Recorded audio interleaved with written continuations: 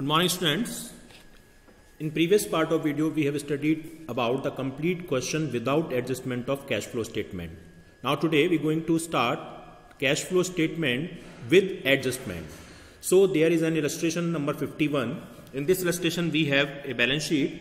In equity and liability side we have shareholder fund, and in shareholder fund we have share capital. In previous year 8 lakh and in current year 10 lakh rupees. Reserve and surplus, in previous year we have 1 lakh rupees loss, and in current year we have profit of rupees 4 lakh. In non-current liability we have long-term borrowing 10 lakh rupees in previous year and 9 lakh rupees in current year. In the heading of current liability we have short-term borrowing 1 lakh rupees and 3 lakh rupees in current year, and short-term provision 1 lakh 80,000 in previous year and in 1 lakh 40,000 in current year. In asset side we have non-current assets, and in non-current assets we have fixed tangible assets 14 lakh 40,000 in previous year and 20 lakh 6,000 in current year, and intangible assets 60,000 in previous year and 40,000 in current year. We have non-current investment as well, 1 lakh 50,000 in previous year and 2 lakh rupees in current year. In the heading of current assets we have current investment, that is cash and cash equivalent, 1 lakh 20,000 in previous year and 1 lakh rupees in current year, and we have inventory 90,000 in previous year and 2 lakh 40,000 in current year, and cash and cash equivalent 1 lakh 20,000 in previous year and 1 lakh 80,000 in current year. अब देखिए notes to account में आपको balance sheet की detail given है. Reserve and surplus में total balance statement of P&L का है. Long term borrowing में 12% डिबेंचर हैं जो 10 लाख से 9 लाख के हुए हैं. इसका मतलब है कि आपने पेमेंट किया होगा, रिडेम्पशन किया होगा डिबेंचर का, फाइनेंसिंग का आउटफ्लो है. Short term borrowing bank overdraft है टोटल. देखिए short term borrowing current liability के हेडिंग में आती है, लेकिन ये होती फाइनेंसिंग एक्टिविटी है, तो इसे इंक्रीज और डिक्रीज इन करंट लायबिलिटी की तरह ट्रीट नहीं करेंगे. शॉर्ट टर्म प्रोविजन में कंप्लीट प्रोविजन फॉर टैक्स है. टेंजिबल असेट्स में मशीनरी और उसमें से एक्यूमुलेटेड डेप्रिसिएशन लेस करके दे रखी है. मशीनरी की एक्चुअल वैल्यू ग्रॉस वैल्यू 16,42,000 थी और करंट ईयर में 24,06,000 थी, और एक्यूमुलेटेड डेप्रिसिएशन 2,02,000 से 4 लाख रुपीज का करंट ईयर में अमाउंट हो रहा है. तो जो इंक्रीज हो रहा है ये हमारी डेप्रिसिएशन होगी नॉन ऑपरेटिंग आइटम की तरह. इंटेंजिबल असेट्स में गुडविल अमोर्टाइज हो रही है 20,000 से, और इन्वेंट्री में complete amount stock in trade का है. एडिशनल इंफॉर्मेशन कह रहा है कि 12% डिबेंचर जो हमने रिडीम किए हैं 31 मार्च 2015 को किए हैं, यानी करंट ईयर की लास्ट डेट को. और जब करंट ईयर की डेट हमें गिवन होती है तो जो इंटरेस्ट चार्ज होती है जो 12% की है वो प्रीवियस ईयर की वैल्यू पे चार्ज होगी, यानी 10 लाख रुपीज पर. और टैक्स पे किया है 1,40,000 रुपीज का आपने कंप्लीट ईयर में. प्रोविजन फॉर टैक्स की ओपनिंग क्लोजिंग वैल्यू भी गिवन है, एडिशनल इंफॉर्मेशन भी गिवन है, तो आपको इससे रिलेटेड अकाउंट प्रिपेयर करना होगा. तो चलिए स्टूडेंट्स इसका हम बोर्ड प्रेजेंटेशन देखते हैं. Good morning students. In previous part of video we have studied about one complete illustration related to the cash flow statement. Now today we going to start one more illustration, that is illustration number 51. In this illustration we have a balance sheet. In balance sheet share capital, reserve and surplus, long term borrowing, short term borrowing, short term provision, tangible fixed assets, intangible fixed assets, non current investment, current investment, and inventories and cash equivalents are given. In notes to account, reserve and surplus में statement of P&L है, long term borrowing है, short term borrowing है. Short term borrowing में bank overdraft है, short term provision for tax है, machinery और accumulated date given है आपको, इंटेंजिबल असेट्स गिवन है, इन्वेंटरीज में स्टॉक इन ट्रेड गिवन है, और एडिशनल इंफॉर्मेशन कह रहा है 12% debentures were redeemed on 31 March 2015 and tax 1,40,000 was paid during the year. तो देखिए हमको एक ओपनिंग और क्लोजिंग वैल्यू गिवन है टैक्स की, तो हमें यहां पर प्रोविजन फॉर टैक्स इसका अकाउंट प्रिपेयर करना होगा. और प्रोविजन फॉर टैक्स का ओपनिंग बैलेंस क्रेडिट साइड में आता है बाय बैलेंस बीडी के नेम से. तो बाय बैलेंस बीडी के नेम से हम इसको यहां पे लिखेंगे. तो आप देखिए मैं इसको दोबारा कर देता हूं. प्रोविजन फॉर टैक्स ये अकाउंट प्रिपेयर किया जाएगा, प्रोविजन फॉर टैक्स. तो इसका आएगा यहां पर बाय बैलेंस बीडी। और opening balance provision for tax का हमको गिवन है प्रीवियस ईयर का प्रोविजन फॉर टैक्स 1,80,000, तो हम यहां लिख देंगे 1,80,000। और क्लोजिंग बैलेंस यहां पर टू बैलेंस सीडी के नेम से आएगा और ये आएगा आपका 1,40,000। अब क्वेश्चन में आपको टैक्स पेड गिवन है वो है 1,40,000। एडिशनल इंफॉर्मेशन के सेकंड पॉइंट में ये टू बैंक के नेम से लिखा जाएगा 1,40,000। अब आप टोटल लगाएंगे, ये होगा 2,80,000 और 2,80,000 में से 180 आप माइनस करेंगे तो 1 लाख का ये आपका बाय P&L आएगा, ये प्रोविजन फॉर टैक्स है। अब हम स्टार्टिंग में प्रिपेयर करेंगे कैश फ्लो।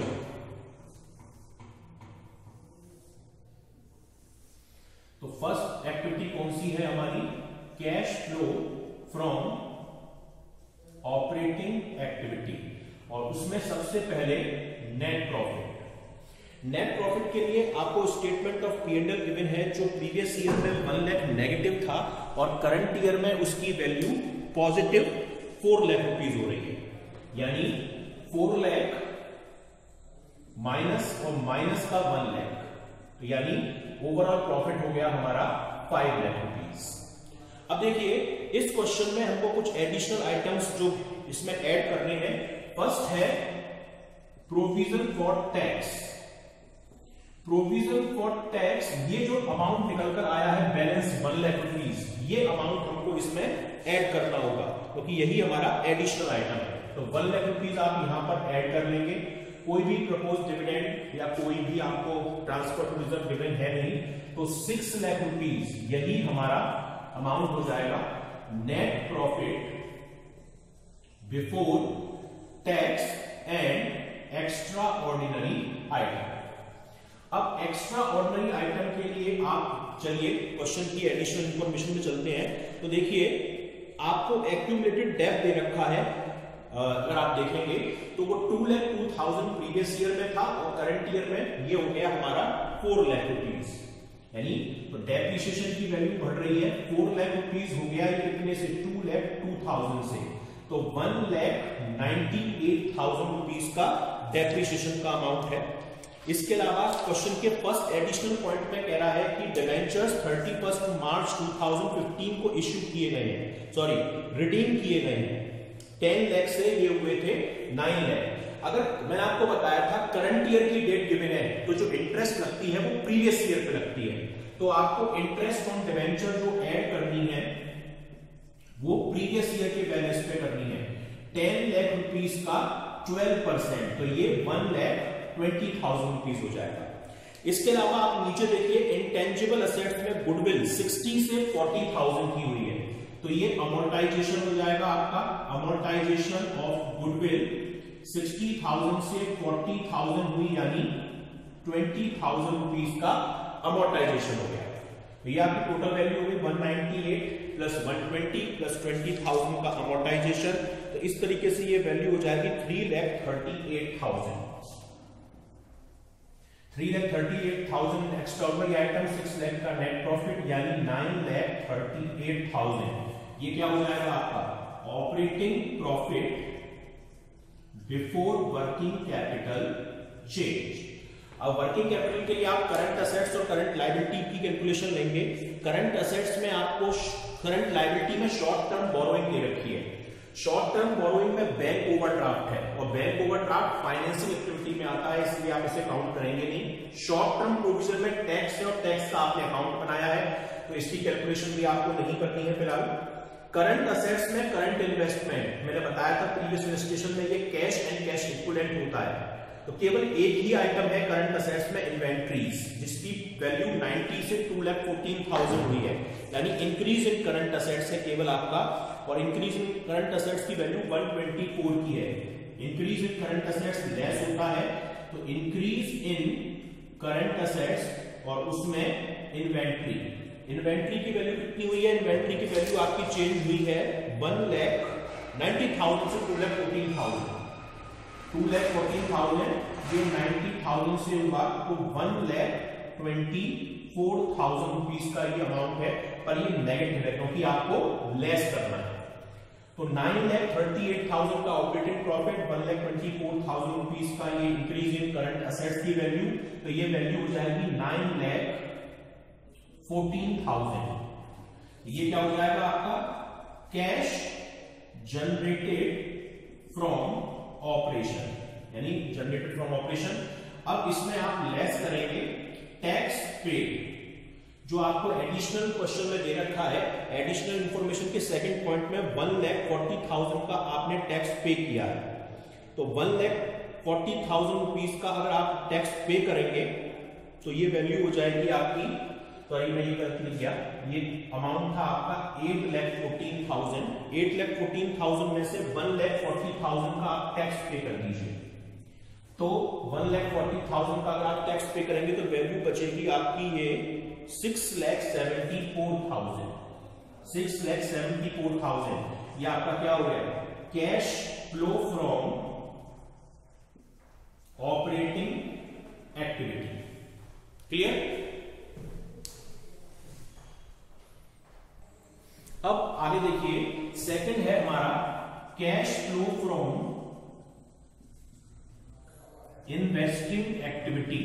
इन्वेस्टिंग एक्टिविटी के लिए आप देखिए क्वेश्चन में आपको दे रखी है मशीनरी जो 16,42,000 रुपीज से 24,06,000 रुपीज की हुई है, यानी आपने परचेज करी होगी, परचेज की होगी आपने, ये ओवरऑल जो डिफरेंस आएगा वो आएगा 7,64,000। तो परचेज ऑफ मशीनरी और ये है 7,64,000। परचेज हमारे लिए आउटफ्लो होता है, यानी नेगेटिव वैल्यू है। इसके अलावा आप बैलेंस शीट देखिए, इंटेंजिबल एसेट्स तो हमारी अमोर्टाइज हो गई।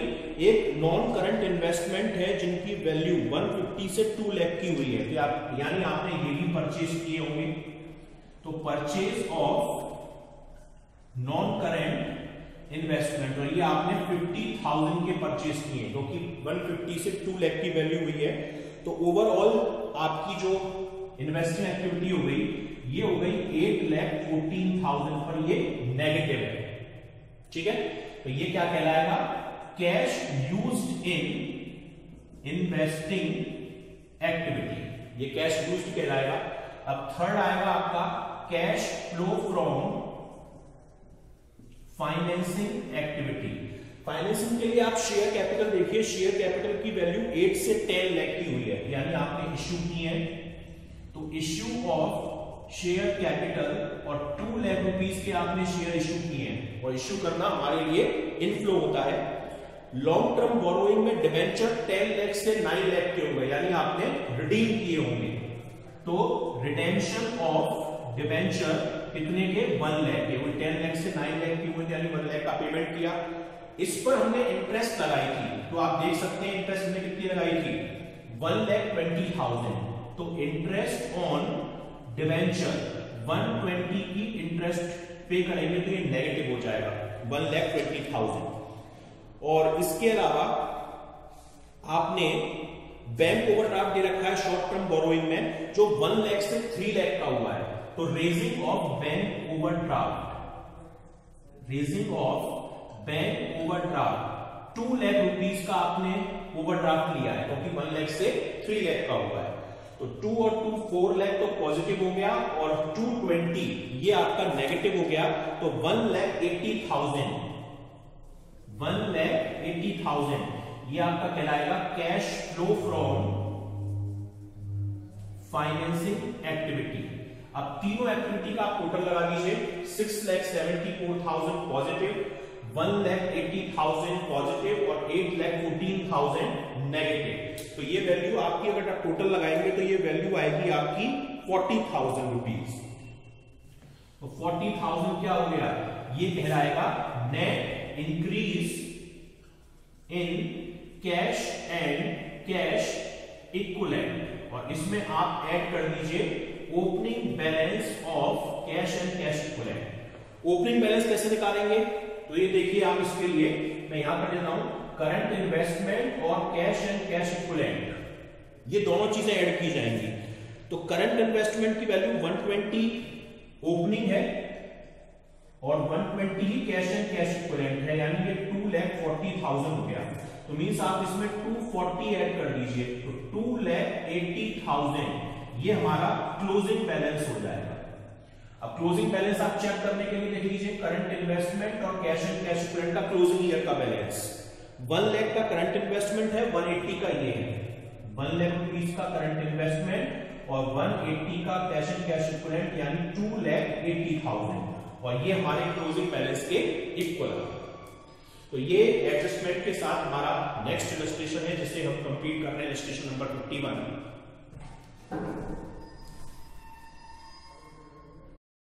Now students, let's take one more illustration related to the adjustment of cash flow statement. In this illustration we have balance sheet, and in balance sheet we have shareholder fund, and in shareholder fund we have share capital, जिसमें equity share capital है 4 lakh in previous year and 6 lakh in current year. Reserve and surplus है, जिसमें statement of P&L का complete amount है 1 lakh rupees in previous year और 2 lakh rupees in current year. Non current liability में long term borrowing 2 lakh से 1 लाख की हो रही है करंट ईयर में, और करंट लायबिलिटी में शॉर्ट टर्म बोरोइंग यानी बैंक लोन है जो 10,000 से नील वैल्यू का हो गया, यानी आपने बैंक लोन का पेमेंट कर दिया, और ये हमारी फाइनेंसिंग एक्टिविटी का आउटफ्लो होगा। ट्रेड पेबल 60 से 45 के हुए हैं, डिक्रीज हुए हैं, और शॉर्ट टर्म प्रोविजन, जिसमें प्रोविजन फॉर टैक्स का अमाउंट है 40 से 70 का हो रहा है। असेट साइड में नॉन करंट असेट्स की फिक्स टेंजिबल असेट्स 6 लाख से 6 लाख की ही रही है। इनटेंजिबल में जो पेटेंट है 50 से 45 के हो गए, यानी अमोर्टाइज हो गए, और नॉन करंट इन्वेस्टमेंट की वैल्यू जो प्रीवियस ईयर में निल थी, करंट ईयर में 75,000 हो गई। करंट असेट्स के अंदर इन्वेंट्री की वैल्यू 10 से 15 की हुई है। ट्रेड रिसीवेबल जिसमें डेटर हैं 120 से 195 के हुए हैं, और कैश एंड कैश इक्विवेलेंट में 30,000 प्रीवियस ईयर में बैलेंस था और 85,000 करंट ईयर में बैलेंस है। अब नोट्स टू अकाउंट में दे रखा है कि जो शॉर्ट टर्म प्रोविजन है उसमें प्रोविजन फॉर टैक्स का ही अमाउंट है। इसके अलावा नोट में दे रखा है डिविडेंड प्रपोज किया गया था 31 मार्च 2019 को 60,000 और 20 में 80,000। तो हम जो प्रपोज डिविडेंड लेते हैं वो प्रीवियस ईयर वाला लेते हैं, यानी 60,000 रुपीज। अब 2019 एंड 20 से रिलेटेड एडिशनल इंफॉर्मेशन गिवन है कि बिल्डिंग परचेज की है 75,000 की, और एक बिल्डिंग का पार्ट जिसकी बुक वैल्यू 63,000 थी, हमने 5,000 के लॉस में बेच दिया, यानी 58,000 में, क्योंकि 63 को 5 कम में बेच रहे हैं, मींस 63 में। और टैक्स प्रोवाइड किया गया है 80,000, यानी ये प्रोविजन है।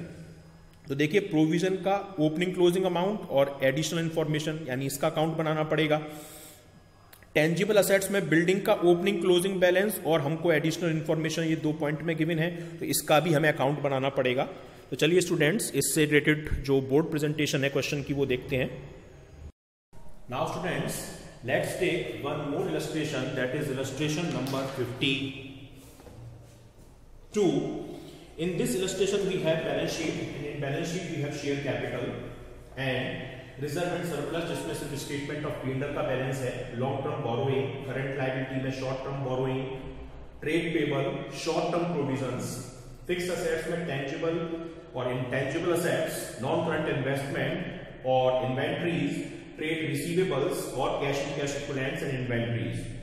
शॉर्ट टर्म प्रोविजन में प्रोविजन फॉर टैक्स है, और नोट्स में दे रखा है डिविडेंड प्रीवियस ईयर में प्रपोज था 60,000 और करंट ईयर में 80,000। एडिशनल इंफॉर्मेशन है building was purchase for 75,000, building हमने परचेज की है एक 75,000 की, और एक बिल्डिंग जिसकी बुक वैल्यू 63,000 थी, book value means already debt minus है, हमने 5,000 के लॉस में सेल कर दी। टैक्स पे किया गया है 80,000। तो देखिए क्वेश्चन में आपको 2 चीजों की एडिशनल इंफॉर्मेशन है, पहले तो बिल्डिंग की, तो एक हम बिल्डिंग का अकाउंट बना लेते हैं ताकि हमको एग्जैक्ट परचेज या सेल की इंफॉर्मेशन कलेक्ट हो जाए कि कितनी हमने परचेज की है या कितनी हमने सेल की है। तो बिल्डिंग हमारे लिए असेट्स होती है, तो इसका opening balance to balance BD के नाम से डेबिट साइड में आएगा, और बिल्डिंग का ओपनिंग वैल्यू बैलेंस शीट में आप देखिए 6 लाख रुपीस की थी, तो ये हमने यहां लिख दिया, और क्लोजिंग वैल्यू भी बाय बैलेंस सीडी के नेम से 6 लाख ही गिवन है। अब देखिए क्वेश्चन में कह रहा है कि हमने बिल्डिंग परचेज की है 70,000 की, 75 की, और परचेज टू साइड में बैंक के नेम से आती है 75,000। अब क्वेश्चन कह रहा है 63,000 बुक वैल्यू की, सेकंड एडिशनल पॉइंट में बिल्डिंग 63,000 जिसकी बुक वैल्यू थी, हमने 5,000 के लॉस में बेची, तो लॉस क्रेडिट साइड में बाय P&L के नेम से आता है 5,000, और 63 की मशीन को, बिल्डिंग को 5,000 के लॉस में बेचेंगे, मतलब 58 में, तो बाय बैंक जो सेल है वो 58,000 रुपीज आएगा। अब आप बैलेंस निकाल लीजिए, बैलेंस आप निकालेंगे तो ये 6,75,000 है। 6,75,000 में से आपने 6,63,000 माइनस किए, तो 12,000 रुपीज जो ये बैलेंस आया, इसे आप डेट लिखेंगे। ये है बैलेंसिंग फिगर, पर डेप्रिसिएशन है, क्योंकि डेप्रिसिएशन क्वेश्चन में कहीं गिवन नहीं है। क्लियर? अब आपको टैक्स की एक अकाउंट और प्रिपेयर करना है, क्योंकि टैक्स की भी ओपनिंग, क्लोजिंग और आपको एडिशनल इंफॉर्मेशन गिवन है। तो जो टैक्स का ओपनिंग बैलेंस है, तो बाय बैलेंस बीडी के नेम से आप लिखेंगे। प्रोविजन फॉर टैक्स का ओपनिंग ईयर का बैलेंस है 40,000, ये आप यहां लिखेंगे। और closing balance to balance CD के नेम से यहां लिखेंगे, जो बैलेंस है 70,000। 70,000 आपने यहां लिख दिया। लास्ट एडिशनल पॉइंट में कह रहा है tax provided, means new provision है 80,000 का, तो ये यहां लिखा जाएगा बाय P&L के नेम से 80,000। अब आप टोटल लगाएंगे, 120 हो रहा है, और 120 में से 70 माइनस किए, तो यानी 50,000 रुपीज का आपने टैक्स पे किया होगा। ये जो हम टू बैंक के नेम से लिखेंगे। पिछले वाले इलस्ट्रेशन में हमें ये गिवन था, बैलेंस ये आया था। इस वाले इलस्ट्रेशन में हमें ये वाली पोर्शन गिवन है, तो बैलेंस पेड के नाम से आएगा। अब हम कैश फ्लो बना लेंगे। तो कैश फ्लो के लिए आप देखिए, सबसे पहले हम क्या निकालेंगे, ऑपरेटिंग एक्टिविटी। तो cash flow from operating activity, सबसे पहले हम लिखेंगे इसमें नेट प्रॉफिट।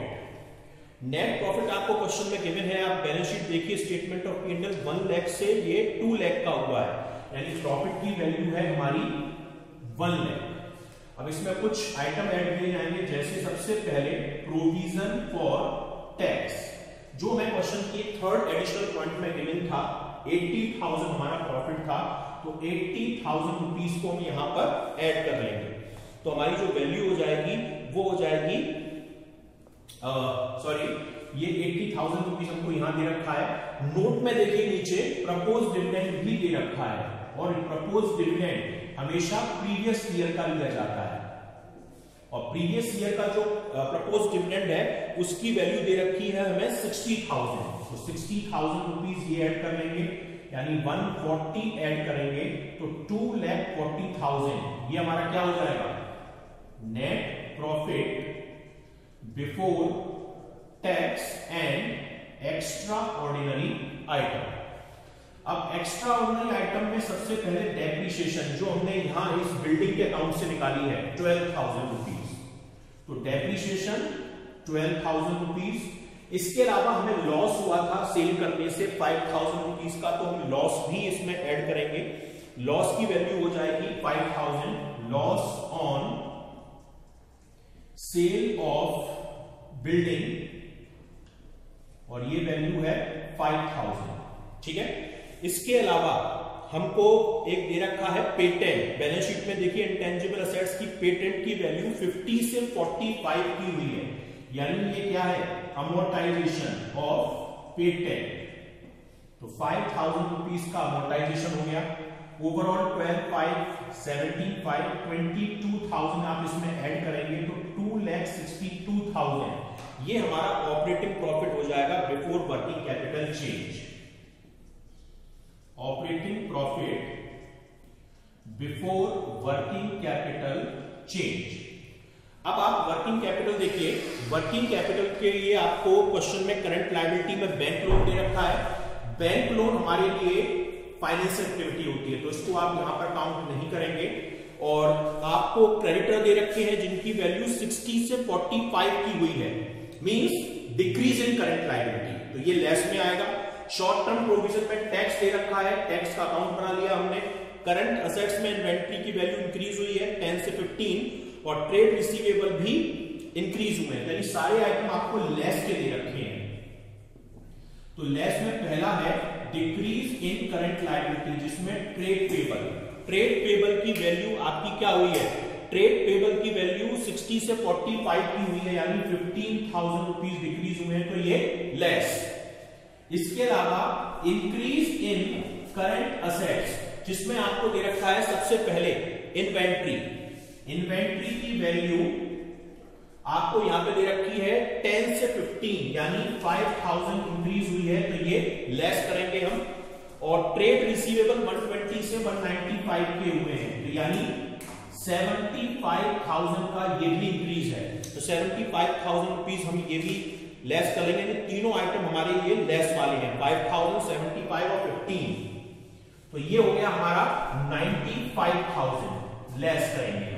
तो 262 में अगर हम 95,000 को लेस करेंगे तो ये हो जाएगा 1,67,000 रुपीज, और ये कहलाएगा हमारा कैश जनरेटेड फ्रॉम ऑपरेशन।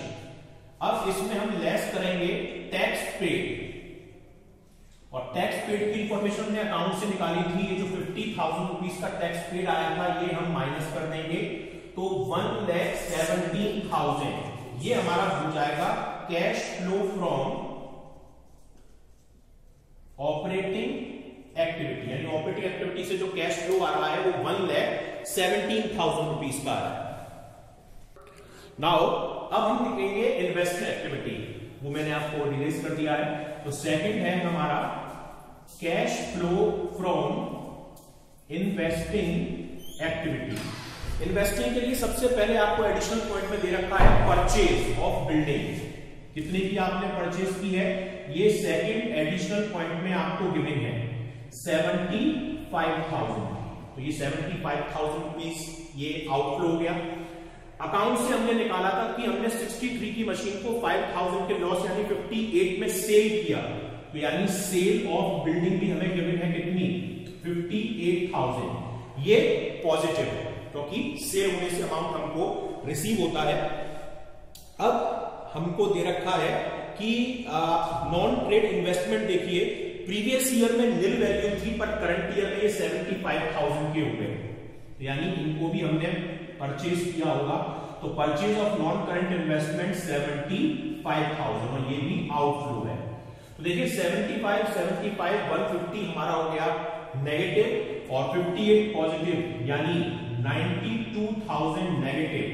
ये क्या हो जाएगा, cash used in investing activity, यानी 92,000 रुपीज की इन्वेस्टिंग एक्टिविटी का आउटफ्लो है।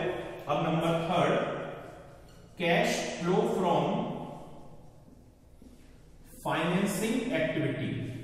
फाइनेंसिंग के लिए आप शेयर कैपिटल देखिए, शेयर कैपिटल की वैल्यू 4 लाख से 6 लाख की हुई है, यानी हमने इश्यू किया होगा, तो इश्यू ऑफ शेयर कैपिटल यानी 3 लाख, क्योंकि 3 लाख से 6 लाख, 4 लाख से 6 लाख की हुई है, यानी 2 लाख रुपीज, ठीक है।